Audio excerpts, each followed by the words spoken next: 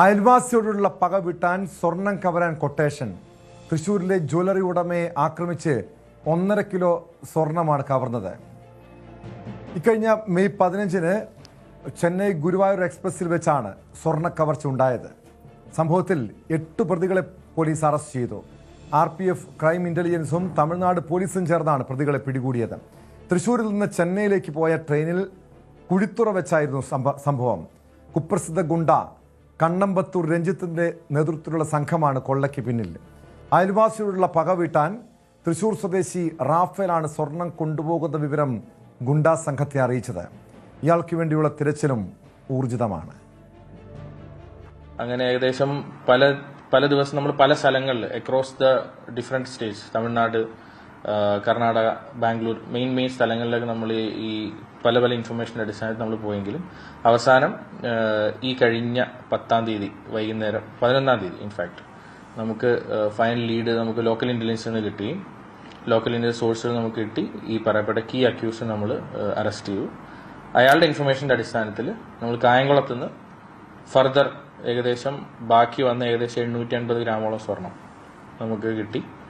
അതുകൂടാതെ 47 ലക്ഷം രൂപയും കൂടെ നമുക്ക് റിക്കവർ ചെയ്യാൻ പറ്റി. അപ്പോൾ ടോട്ടൽ നമ്മൾ ഈ 1.5 കിലോ സ്വർണവും ബാക്കി വിറ്റ എമൗണ്ടും പേയ്മെന്റും നമുക്ക് അവര് വിറ്റെടുത്ത ക്യാഷും നമുക്ക് റിക്കവർ ചെയ്യാൻ പറ്റിയിട്ടുണ്ട്. VV അരുൺ ചേരുന്നു വിവരങ്ങളുമായി. അരുൺ, വളരെ വിചിത്രമായൊരു കഥയാണ്. ഒരു നാളുകൾക്ക് മുൻപ് അയൽവാസിയുമായി ചെറിയ പ്രശ്നമുണ്ടാകുന്നു. അതിനുശേഷം അത് ഒത്തുതീർപ്പായെങ്കിലും ഈ റാഫേൽ, തൃശ്ശൂർ സ്വദേശി റാഫേൽ ആ പക മനസ്സിൽ സൂക്ഷിക്കുന്നു. അങ്ങനെ സ്വർണം കവരാൻ കൊട്ടേഷൻ സംഘത്തിന് വിവരമറിയിക്കുന്നു. ട്രെയിനിൽ വെച്ച് വലിയ രീതിയിലുള്ള കവർച്ച, അതായത് ഏകദേശം 1.5 കിലോയോളം സ്വർണം നഷ്ടപ്പെടുന്നു. ഈ സംഭവത്തിൽ എങ്ങനെയാണ് പ്രതികളിലേക്ക് ഈ അന്വേഷണ സംഘത്തിന് എത്താൻ കഴിഞ്ഞത്? മാത്രമല്ല, ഇതൊരു കൊട്ടേഷൻ കവർച്ചയാണെന്ന വിവരം എങ്ങനെയാണ് അന്വേഷണ സംഘത്തിന് ലഭിക്കുന്നത്? ഏറ്റവും ഏറെ സങ്കീർണമായ ഒരു കൊള്ളയും അതിന് പിന്നിലുള്ള അന്വേഷണവുമാണ് ഇപ്പോൾ പ്രതികളിലേക്ക്, കൃത്യമായ മുഴുവൻ പ്രതികളിലേക്കും എത്തിച്ചേർന്നിരിക്കുന്നത്. 2 ഭാഗമുണ്ട് ഈ കഥയ്ക്ക്. ഒന്ന്, കഴിഞ്ഞ മെയ് 15-ാം തീയതി രാത്രി തൃശ്ശൂരിൽ നിന്ന് ചെന്നൈയിലേക്ക് പോയ ചെന്നൈ ഗുരുവായൂർ ചെന്നൈ എക്സ്പ്രസ്, ഇതിൻ്റെ പുറകിലത്തെ ജനറൽ കോച്ചിൽ കുഴിത്തുറ വച്ചാണ് ആക്രമണം ഉണ്ടാകുന്നത്. ഈ സ്വർണവുമായി പോയ തൃശ്ശൂരിലെ ജ്വല്ലറി ഉടമയെ ആക്രമിച്ച് അയാളുടെ മക്കളുടെ ബാഗ് കവരുകയായിരുന്നു. ബാഗിൽ ഏതാണ്ട് 1.5 കിലോയോളം സ്വർണ്ണ ഉരുപ്പിടികളാണത്. സ്വർണം ഉരുപ്പിടികളായി മാറ്റിയ സ്വർണ്ണമായിരുന്നു. ഏതാണ്ട് 2.5 കോടിയോളം വില വരുന്ന അത്രയും സ്വർണം കവർച്ച ചെയ്തതാണ് ആദ്യം ലഭിക്കുന്ന പരാതി. ആദ്യം RPFന് കൃത്യമായ തെളിവോ ഒന്നും ലഭിച്ചില്ല, CCTV ദൃശ്യങ്ങളൊന്നും ലഭിച്ചില്ല. ഇയാളുടെ കയ്യിൽ നഷ്ടപ്പെട്ടു എന്ന് പറഞ്ഞ ബാഗിൻ്റെ ഏകദേശ രൂപം കൃത്യമായി പോലീസിന് RPF ലഭിച്ചു. അങ്ങനെ അന്വേഷിക്കുമ്പോഴാണ് കുഴിത്തുറയിൽ ഈ ബാഗുമായി ഒരാൾ പോകുന്ന ദൃശ്യങ്ങൾ പോലീസിനെ കിട്ടി. അവിടെ നിന്ന് അന്വേഷണം അവസാനിപ്പിച്ചില്ല. ഇയാളെ പിന്തുടർന്ന് വരുന്ന ആളുടെ ദൃശ്യവും തൊട്ടു പിന്നാലെ മറ്റ് CCTV പരിശോധിക്കുമ്പോൾ RPF സംഘത്തിന് ലഭിച്ചു. അങ്ങനെ ആ അന്വേഷണം പിന്നീട് എത്തിക്കുന്നത് ഈ പണം നഷ്ടപ്പെട്ട ജ്വല്ലറി ഉടമ കയറിയ തൃശ്ശൂരിലേക്കായിരുന്നു. തൃശ്ശൂരിലും ഈ കുഴിത്തുറയിൽ CCTVയിൽ കണ്ട ആളുകൾ 2-3 പേർ കുഴിത്തുറയിലും അവരുടെ സാന്നിധ്യം ശ്രദ്ധയിൽപ്പെടുന്നു പോലീസിൻ്റെ. അങ്ങനെയാണ് ഇതിൻ്റെ ഒരു കണക്ഷൻ, തൃശ്ശൂർ ബന്ധം അന്വേഷിക്കുന്നത്. അവിടെ നിന്നുള്ള അന്വേഷണമാണ് പ്രതികളിലേക്ക് എത്തിച്ചേർന്നത്.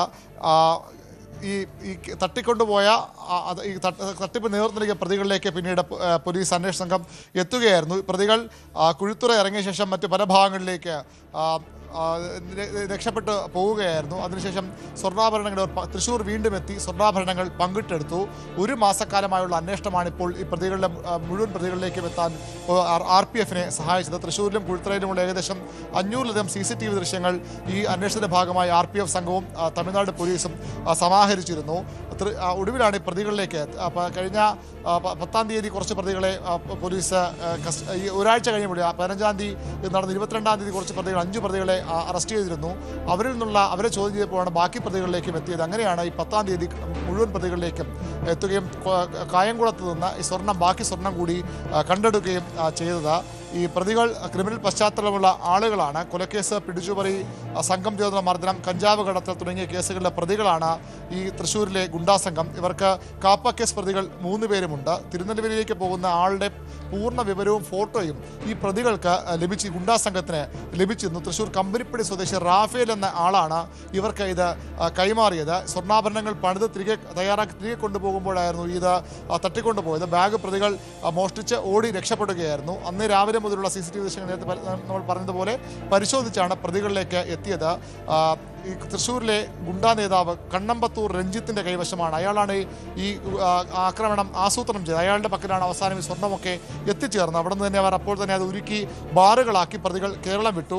ബാംഗ്ലൂർ, അട്ടപ്പാടി, തിരുപ്പതി, വിശാഖപട്ടണം തുടങ്ങി പല സ്ഥലങ്ങളിൽ ഇവർ ഒളിവിൽ പോയി. തൃശ്ശൂരിലെയും കുഴിത്തറയിലെയും പ്രതികളുടെ ടവർ ലൊക്കേഷനൊക്കെ പരിശോധിച്ച് അത് പുതിയ സിം ഉപയോഗിച്ചാണ് ഇവർ ഈ ഓപ്പറേഷനെ കാണുന്നത്. അതുകൊണ്ട് തന്നെ അതും പോലീസിന് ബുദ്ധിമുട്ടുണ്ടാക്കിയ ഒരു സംഭവമായിരുന്നു. പക്ഷേ വളരെ കൃത്യമായി ഈ പ്രതികളുടെ സിം കാർഡുകൾ, ഈ പുതുതായി എടുത്ത സിം കാർഡുകളുടെ വിവരങ്ങളൊക്കെ ശേഖരിച്ച് അങ്ങനെ ഇവർ സംസാരിച്ച സമയം, അങ്ങനെ എല്ലാ രീതിയിലും ഈ ശാസ്ത്രീയമായ അന്വേഷണത്തിന്റെ ഭാഗമായാണ് ഈ RPFും അതുപോലെ തന്നെ തമിഴ്നാട് പോലീസും ചേർന്ന് പ്രതികളിലേക്ക് എത്തിയത്.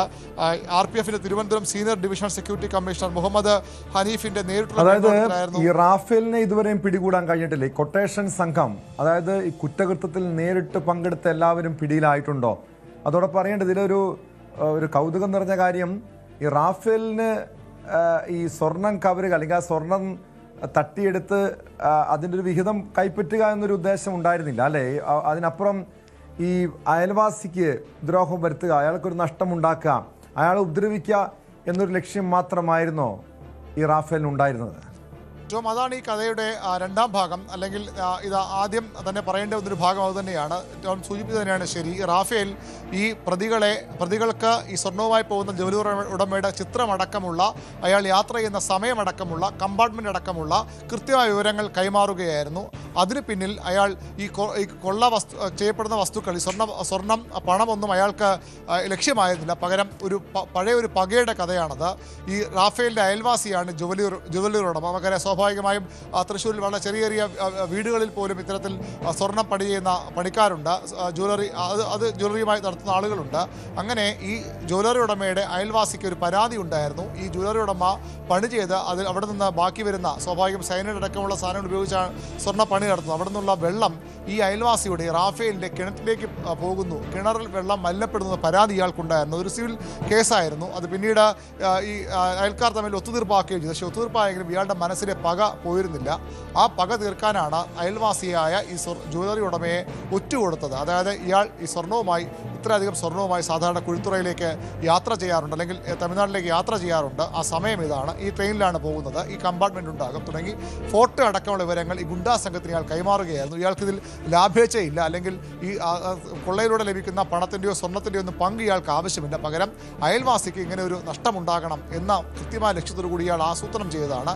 ഇയാളാണ് ഇതിൻ്റെ ഒറ്റുകാരൻ. ഇയാളാണ് ഈ പ്രതികൾക്ക് ഈ ജ്വല്ലറി ഉടമയുടെ കൃത്യമായ വിവരങ്ങൾ നൽകിയത്. ആ പ്രതിയാണ്, കമ്പനിപ്പടി സ്വദേശി റാഫേലിനെയാണ് ഇനി പിടികൂടാനുള്ളത്. അയാൾ ഇപ്പോൾ ഒളിവിലാണ്. അയാളെ വൈകാതെ കസ്റ്റഡി എടുക്കാനാകുമെന്നാണ് RPF പറയുന്നത്. ഏതായാലും RPFിൻ്റെ വളരെ ശക്തമായ, വളരെ കൃത്യമായ ഒരു ഓപ്പറേഷനായിരുന്നു. വളരെ ശാസ്ത്രീയമായ തെളിവുകൾ സംഘടിപ്പിച്ച് തമിഴ്നാട് പോലീസിൻ്റെ കൂടി സഹായത്തോടു കൂടി നടത്തിയ ഒരു ഓപ്പറേഷനാണ്. ഏതാണ്ട് 1 മാസത്തോളം ഉദ്യോഗസ്ഥർ പറയുന്ന ഉറക്കമൊഴിച്ച് നടത്തിയ ഒരു ഓപ്പറേഷൻ. അതേതായാലും ഫലപ്രാപ്തിയിലെത്തിയിരിക്കുന്നു. ഈ മുഴുവൻ സ്വർണവും പ്രതികളിൽ നിന്ന് കണ്ടെത്തിയിരിക്കുന്നു. 50 ലക്ഷത്തോളം രൂപ കണ്ടെത്തി. 2.5 കോടി രൂപയുടെ സ്വർണ്ണമാണ് ഇയാൾ കട്ടെടുത്തത്. ഏതായാലും ആ സ്വർണം തിരിച്ചു പിടിച്ചിരിക്കുന്നു. ഈ റാഫേലിനെ കൂടി ഇനി പിടികൂടാനുണ്ട്. ഗുണ്ടാസംഘങ്ങൾ അവർ വളരെ ഇതിനുവേണ്ടി ഓർഗനൈസ്ഡ് ആയ ഒരു ടീമാണ്. അല്ലാതെ വ്യക്തമാണ്. VV അരുണാണ് തിരുവനന്തപുരത്ത് നിന്ന് വിവരങ്ങൾ നൽകിയത്. തൃശ്ശൂർ സ്വദേശി റാഫേൽ, അതായത് അയൽവാസിയുടെ സ്വർണം കവരാൻ കൊട്ടേഷൻ നൽകിയ റാഫേലിനെ ഇനി പിടികൂടാനുണ്ട്. ഇത് അയൽവാസിയോടുള്ള ഒരു വിരോധത്തിൻ്റെ പുറത്തായിരുന്നു. നാളുകളായി ഉണ്ടായിരുന്ന ഒരു പകയായിരുന്നു ഇത്തരമൊരു സ്വർണ്ണ കവർച്ചയ്ക്ക് പിന്നിൽ. അത് കൊട്ടേഷൻ, ഈ സ്വർണം കവരാൻ റാഫേൽ കൊട്ടേഷൻ നൽകുകയായിരുന്നു. കൂടുതൽ വാർത്തകൾക്ക് News 18 Keralam YouTube channel subscribe ചെയ്യുക.